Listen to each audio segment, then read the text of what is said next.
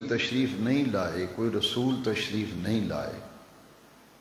تو اس زمانے میں صرف اتنا ہی کافی ہے اگر کسی شخص کے ذہن میں تصور میں یہ بات ہو کہ کوئی ایک ذات ہے، کوئی ایک ہستی ہے جو سارا نظام حیات چلا رہی ہے، اس کے سوا کوئی اس کا شریک نہیں، اس کا کوئی ثانی نہیں، اس کا کوئی ہمسر نہیں، بس ایک ذات ہے، ایک ہستی ہے جو سارا نظام قدرت چلا رہی ہے۔ بس اتنا سا ایمان اور اتنا سا عقیدہ اس دور کے رہنے والوں کے لیے نجات کے لیے کافی ہوتا ہے، کیونکہ نبی تو تشریف لائے نہیں جن پر ایمان لائے۔ یہ 600 سال کا زمانہ تھا۔ آپ بخوبی اندازہ لگا سکتے ہیں کہ 600 سال میں دنیا میں اس قدر حالات بگڑ گئے کہ خود مکہ مکرمہ ایسا مبارک اور مقدس شہر جس میں اللہ کا گھر ہے، حضرت سیدنا ابراہیم خلیل اللہ علیہ السلام، حضرت سیدنا اسماعیل علیہ السلام، دونوں باپ بیٹا پیغمبر ہیں، مل کر اللہ کا گھر تعمیر کیا ہے۔ اس شہر کی یہ حالت تھی کہ کوئی ایک بندہ بھی اللہ کو ماننے والا نہ تھا۔ اس شہر کی یہ حالت تھی۔ کعبۃ اللہ کے اندر 360 بت رکھے ہوئے تھے، بتوں کی پوجا کی جاتی تھی۔ اخلاقیات نام کی شے دنیا میں کوئی نہیں تھی۔ انسان ایسے تھا جیسے بھیڑیا ہوتا ہے، خونخوار ہوتا ہے، نسل در نسل خون ریزی، قتل و غارت، یہاں تک کہ کسی کے ہاں بیٹی پیدا ہوتی تو وہ زمین میں گڑھا کھود کر اس کی گردن مروڑ کر اسے گڑھے میں دفن کر دیتا تھا۔ باقی جتنی بھی اخلاقی بیماریاں ہیں ان میں شراب نوشی، جوا، حرام کاری یہ عام تھی اس وقت، اور وہاں معاشرہ اس قدر گر چکا تھا، اس قدر بگاڑ کا شکار تھا۔ لوگوں نے عورتیں رکھی ہوئی تھیں، ان عورتوں کے ذریعے حرام کاری کا پیشہ چلتا تھا اور ان کی کمائی پر وہ لوگ گزر اوقات کرتے تھے۔ ایسے حالات جب بگڑے تو اللہ تعالیٰ کی رحمت جوش میں آئی اور اس نے 1.25 لاکھ انبیاء کرام کے بعد پھر ایسی ہستی کو دنیا میں بھیجا، ایسی ہستی کو دنیا میں بھیجا جو 1.25 لاکھ نبیوں کے امام اور قائد اور 1.25 لاکھ نبیوں کے سردار اور تاجدار اور 313 یا 315 رسولوں کے امام تھے۔ حضور جب تشریف لائے تو حضور نے بیت اللہ کو بتوں سے پاک کیا، اور میلاد مصطفیٰ کے وقت حضور جب پیدا ہوئے، میلاد ہوا، تو کعبے کے اندر جو 360 بت رکھے ہوئے تھے وہ سارے کے سارے از خود منہ کے بل گر پڑے۔ ایران میں آگ کی پوجا ہوتی تھی، مجوسی تھے ایران میں، اس زمانے میں ایران کا نام تھا کسریٰ۔ وہاں یہ حالت تھی کہ آگ کی پوجا ہوتی تھی، اور ایک آتش قدہ تھا، آتش قدہ جس میں آگ جلتی رہتی تھی 24 گھنٹے، کیونکہ وہ آگ کی پوجا کرتی تھی وہ قوم، تو 24 گھنٹے دن رات اس آتش قدہ میں آگ جلتی رہتی تھی، سلگتی تھی آگ۔ حضور جب پیدا ہوئے، نبی کریم علیہ السلام کا میلاد شریف ہوا، تو اللہ کی قدرت کاملہ کا ظہور ہوا کہ کعبے کے اندر 360 بت کعبے کے اندر رکھ کر قریش مکہ، اہل مکہ ان کی عبادت و پوجا کرتے تھے۔ تو جیسے ہی حضور پیدا ہوئے تو کعبے کو بتوں سے پاک کرنے والی ہستی کا میلاد ہوا، تو اللہ کی قدرت یہ ظاہر ہوئی کہ 360 کے 60 بت منہ کے بل زمین پہ گر پڑے۔ بیت اللہ حضرت آمنہ کے گھر کی طرف جھکا۔ مقام ابراہیم سیرت کی تمام کتابوں میں لکھا ہے کہ میلاد مصطفیٰ ہوا، حضور کی پیدائش، حضور کی ولادت ہوئی، تو بیت اللہ جو ہے خانہ کعبہ یہ مقام ابراہیم کی طرف جھکا، اور مقام ابراہیم کی بالکل سیدھ میں بیت آمنہ ہے جہاں نبی کریم علیہ السلام کی پیدائش ہوئی، حضور کا میلاد ہوا، حضور کی ولادت ہوئی۔ کعبہ جھک رہا ہے سلامی کو، بت منہ کے بل زمین پہ گر پڑے، اور ایران کا آتش قدا جو صدیوں سے چل رہا تھا، اللہ کی قدرت کاملہ ظاہر ہوئی کہ آتش قدا خود بخود بجھ گیا، خود خود بجھ گیا، اور ایران کا جو کسریٰ بادشاہ، ایران کا بادشاہ، اس کا جو محل تھا، اس کے اوپر برج بنے ہوئے تھے، وہ سارے کے سارے منہ کے بل گر پڑے۔ میرے امام فرماتے ہیں تیری آمد تھی، تیری آمد تھی کہ بیت اللہ مجرے کو جھکا، تیری ہیبت تھی کہ ہر بت تھر تھرا کر گر گیا۔ حضور کے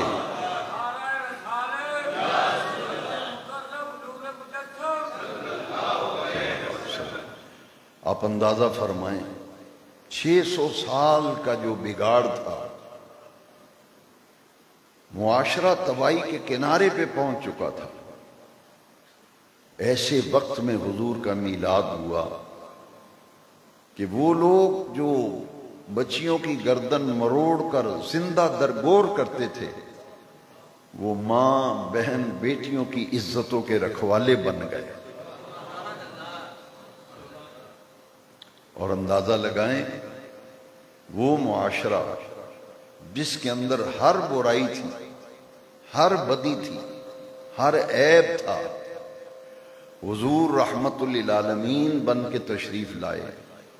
اور آپ کی بعثت کا مقصد ہی یہ تھا کہ وہ اللہ کے دین کے احکام اللہ کے بندوں تک پہنچائے۔ پھر اس معاشرے کے اندر ایسا انقلاب آیا، انقلاب محمدی اسے کہتے ہیں، اسے انقلاب مصطفی کہتے ہیں، کہ حضور کی ولادت، میلاد،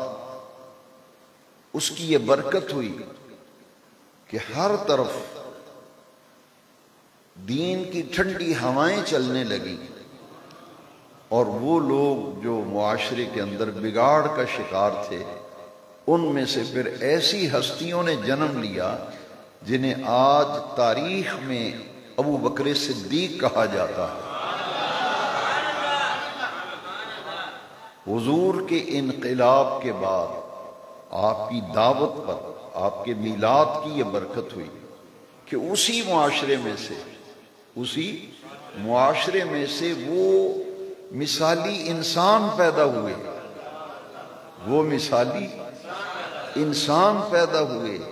کہ جن کے متعلق پھر حضور نے فرمایا علیکم بسنتی وسنت الخلفاء الراشدین المہدیین، تم پر میری سنت بھی لازم ہے اور خلفاء راشدین کی سنت بھی تم پر لازم ہے، کیونکہ یہ ڈائریکٹ اور براہ راست حضور کے فیض یافتہ تھے، جن کی زندگیاں بدلی تو حضور کی صحبت کی بدولت بدلی۔ جیسے جیسے لوگ حضور سے وابستہ ہوتے گئے، حضور کی صحبتوں میں آتے گئے، تبدیلیاں آتی گئیں، انقلاب آتا گیا۔ اس معاشرے میں شراب ان کی گھٹی میں رچ بس چکی تھی، تو شراب ایک دم سے حرام نہیں کی گئی، پہلے قرآن مجید میں اس سے نفرت دلائی گئی کہ اس میں نقصان زیادہ ہے، خرابی زیادہ ہے، بگاڑ زیادہ ہے۔ اس کے بعد پھر دوسرا حکم آیا کہ جب تم نے نشہ کیا ہو، مثلا شراب پی ہو، تو نماز نہ پڑھو، لا تقربوا الصلاۃ وانتم سقارا، اس وقت نماز کی طرف نہ جاؤ، نماز نہ پڑھو جب تم نشے کی حالت میں۔ اور اس سے ایک نفرت پیدا ہو گئی کہ اتنی بری چیز ہے نشہ اور شراب وغیرہ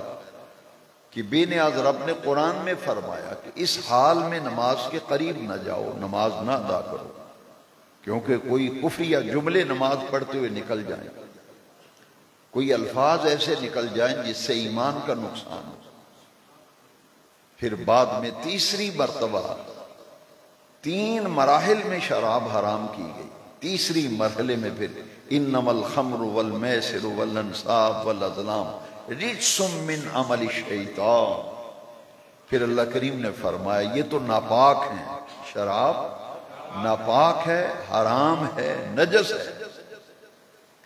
اور یہ مطلقاً شراب حرام ہوئی تو جتنے بھی لوگوں کے گھروں میں شراب تھی سب نے اپنے مٹکے اٹھا کر گلیوں میں پھینک دیے، شراب کے مٹکے اٹھا کر گلیوں میں پھینک دیے، یہاں تک کہ مدینہ منورہ کی گلیوں میں شراب بہہ رہی تھی جیسے سیلاب آتا ہے، کہ اتنی بری چیز ہے۔ ام الخبائث، شراب کو ام الخبائث کہا گیا، جتنی بھی خبیث چیزیں ہیں، حرام چیزیں ہیں، ان میں چوٹی کا حرام یہ ہے۔ لہٰذا ایسی نفرت ہوئی کہ وہ قوم جس کا شراب کے بغیر گزارا نہ تھا، یہ میلاد مصطفیٰ کی برکت تھی، بعثت مصطفیٰ کی برکت تھی کہ وہ لوگ پھر اس شراب سے اتنے متنفر ہوئے کہ اس کو دیکھنا بھی پسند نہیں کرتے تھے۔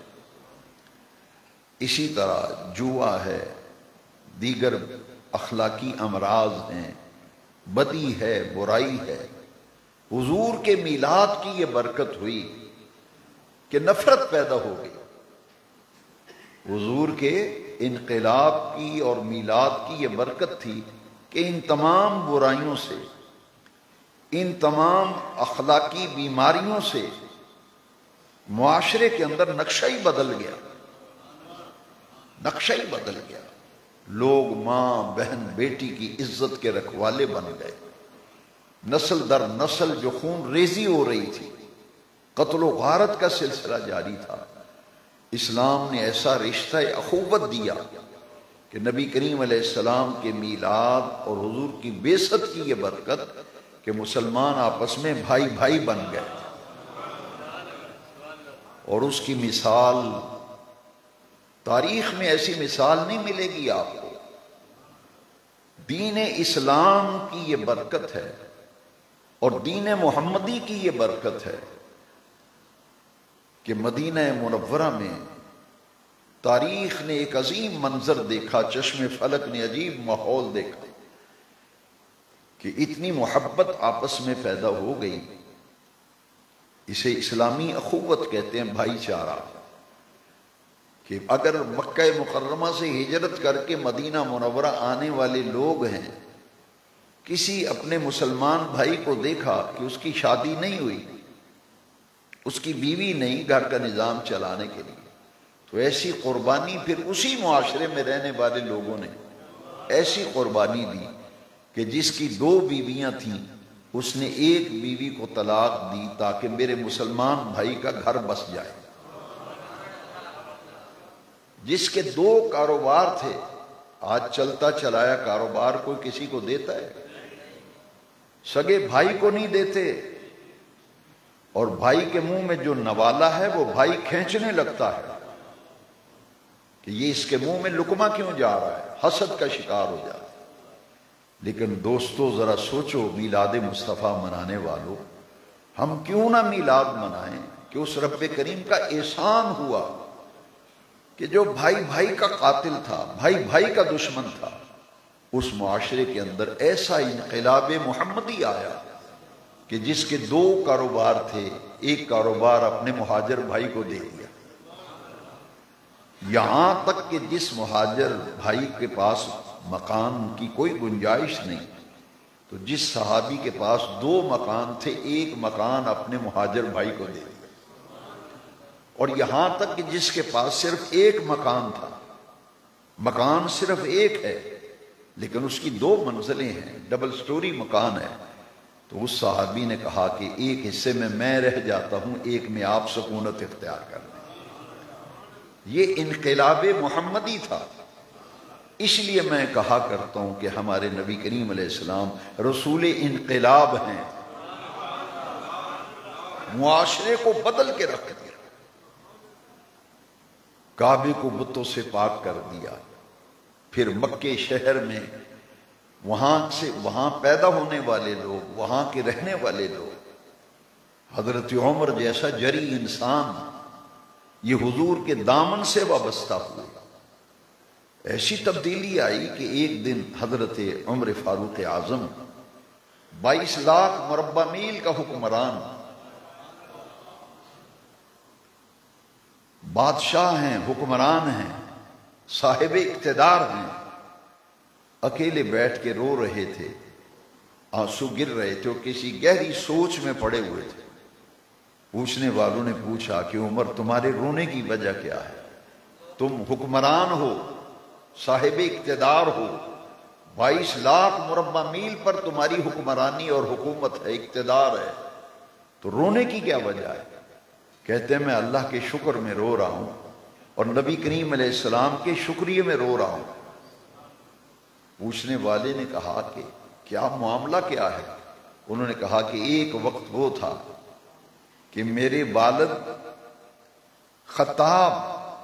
مجھے اونٹ دیتے تھے کہ بیٹا جاؤ اونٹ چرا کے لے آؤ، مجھ سے اونٹ نہیں سنبھالے جاتے تھے، اونٹوں کا ریوڑ میرا باپ مجھے چرانے کے لیے بھیجتا تھا، تو میرے اونٹ قابو میں نہیں آتے تھے۔ رو اس لیے رہا ہوں کہ آج دامن مصطفیٰ سے وابستہ ہونے اور حضور کی محبت اور غلامی کو قبول کرنے میں یہ برکت ملی کہ اس وقت 22 لاکھ مربع میل پر بسنے والے انسانوں کو کنٹرول کر رہا ہوں۔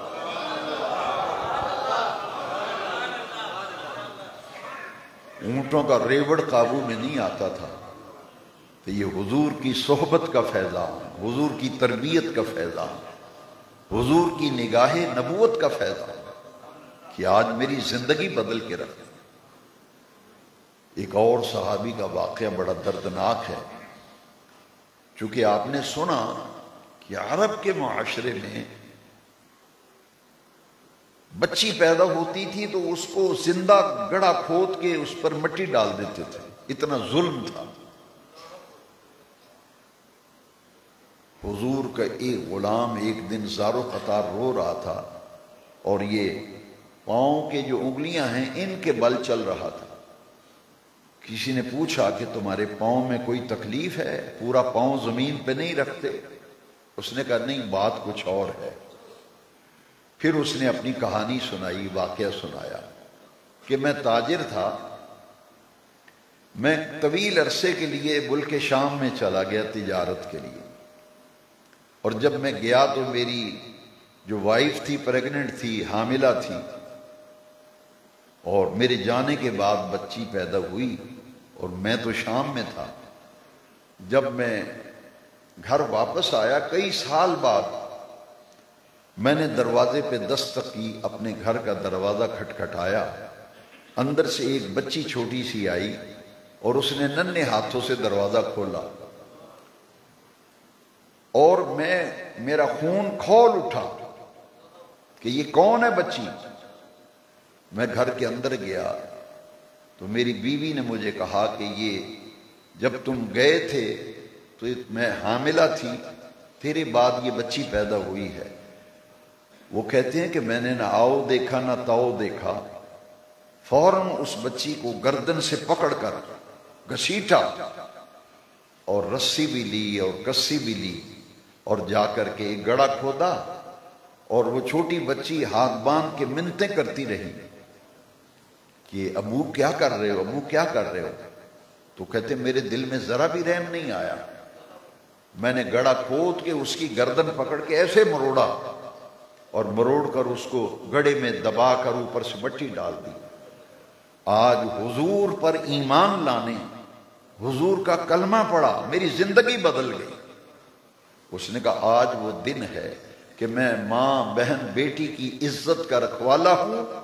اور زمین پہ اس احتیاط سے چلتا ہوں کہ کوئی چیونٹی میرے پاؤں کے نیچے نہ آ جائے۔ انقلاب محمدی،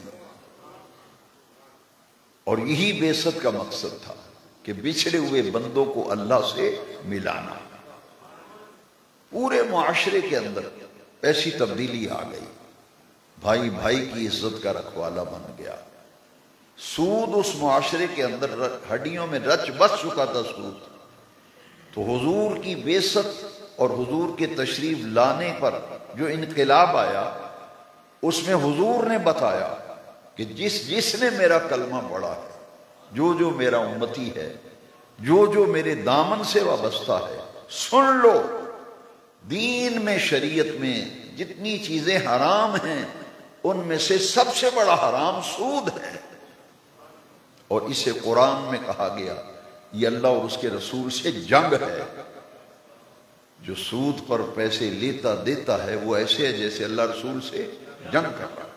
شریعت میں سب سے بڑا حرام۔ اسے ہم بے شک پروفٹ کا نام دے دیں، نفع کہہ لیں، لیکن میں اکثر کہتا ہوں کہ شراب کی بوتل پہ اگر ارکے گلاب کا لیبل کاٹ کر لگا دیں تو وہ ارکے گلاب نہیں بنتا، وہ تو شراب ہی ہے۔ اسی طرح حرام ہے، ہمارے نام چینج کرنے سے بدلنے سے اس کی کیفیت و حیت نہیں بدلتی، تو پھر وہ معاشرہ سود سے پاک، اخلاقی امراض سے پاک، بدی اور برائی سے وہ معاشرہ پاک ہو گیا۔ پھر قرآن میں ان لوگوں کی اللہ کریم نے تعریف اور توصیف قرآن میں کی کہ جو حضور کے دامن سے وابستہ ہوتے گئے، دین کی دعوت کو قبول کرتے گئے اور حضور کا کلمہ پڑھتے گئے، پھر ان کا مقام یہ ہے کہ قرآن میں فرمایا رضی اللہ عنہم ورضوا عنہ، یہ حضور کے تربیت یافتہ ہیں، یہ حضور کے فیض یافتہ ہیں۔ عرش والے رب نے کہا کہ میں ان سب سے راضی ہو گیا، رضی اللہ عنہم ورضوا عنہ۔ تو حضور نے تبدیلی معاشرے کے اندر، حضور کے میلاد، حضور کی بعثت کی بدولت معاشرے کے اندر تبدیلی آئی۔ آج کے خطاب جمعہ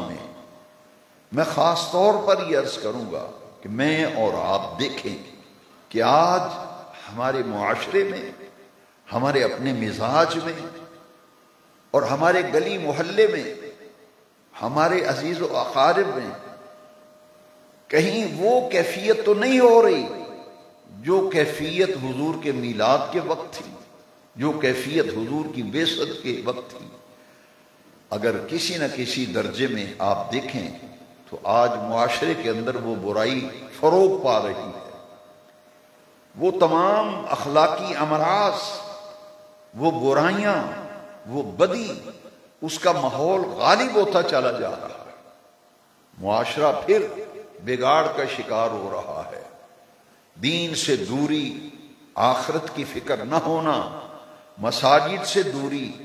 اپنی قبر اور آخرت سے بے فکر ہو جانا، یہ سارے معاملات بتاتے ہیں کہ آج ہمارا معاشرہ پھر اسی طرف جا رہا ہے۔ آپ دیکھیں کہ مساجد کی کیفیت دیکھ لیں، خاص طور پر فجر کی نماز میں کسی بھی مسجد کو جا کے دیکھ لیں، فجر کی نماز میں نمازیوں کی تعداد گن لیں، اور پھر اس محلے کے اندر جتنے مسلم آبادی ہے، جتنے مسلمان اس محلے میں رہتے ہیں، ان کی فہرست پڑھ لیں، انتخابی فہرستیں اٹھا لیں کہ اس محلے میں کتنے ووٹر ہیں، اور ان کو دیکھیں کہ ووٹ تو بالغ آدمی کا بنتا ہے، تو جن پہ نماز فرض ہے وہ لسٹ سامنے آ جائے گی،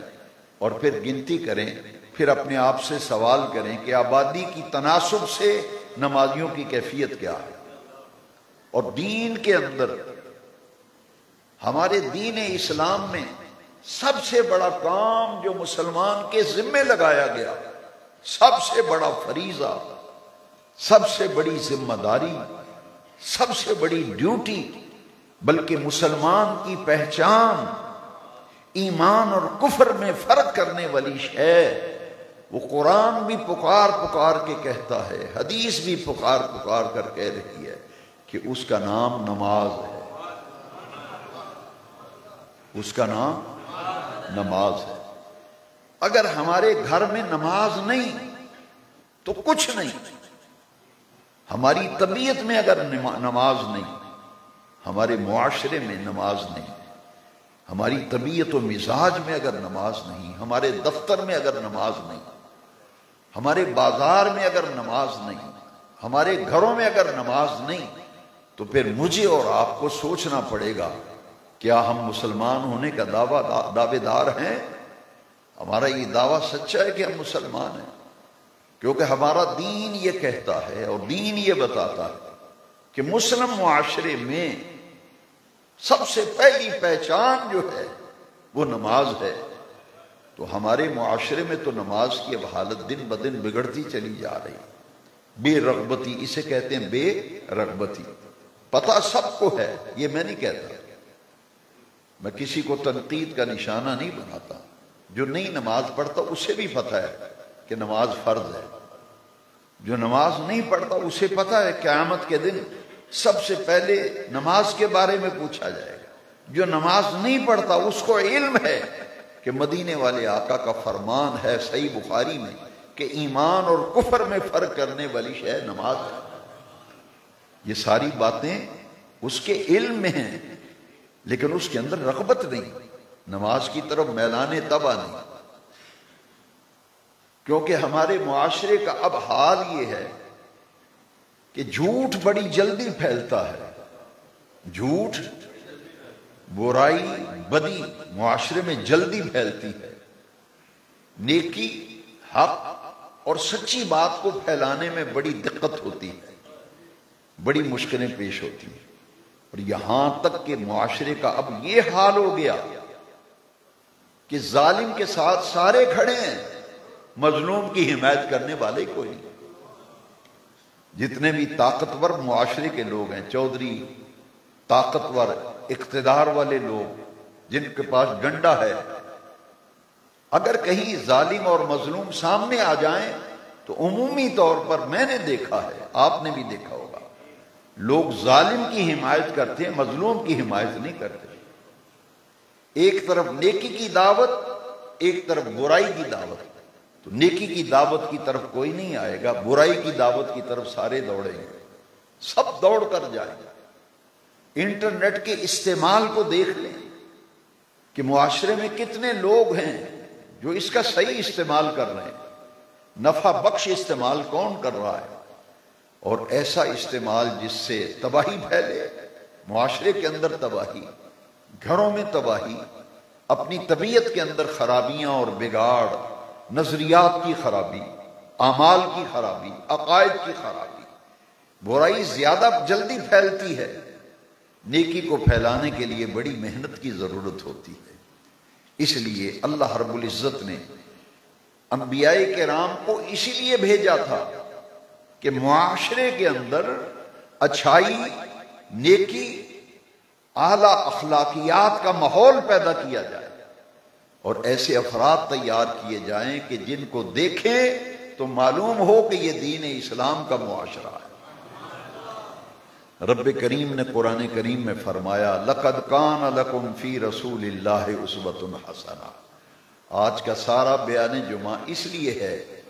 کہ میں سال ہر سال سے اپنے نوجوانوں کو ایک پیغام دیتا ہوں کہ میلاد مناؤ، سیرت اپناؤ، میلاد مصطفیٰ مناؤ، پیغام مصطفیٰ اپناؤ۔ حضور کی زندگی کو قرآن میں کہا گیا لَقَدْ كَانَ لَكُمْ فِي رَسُولِ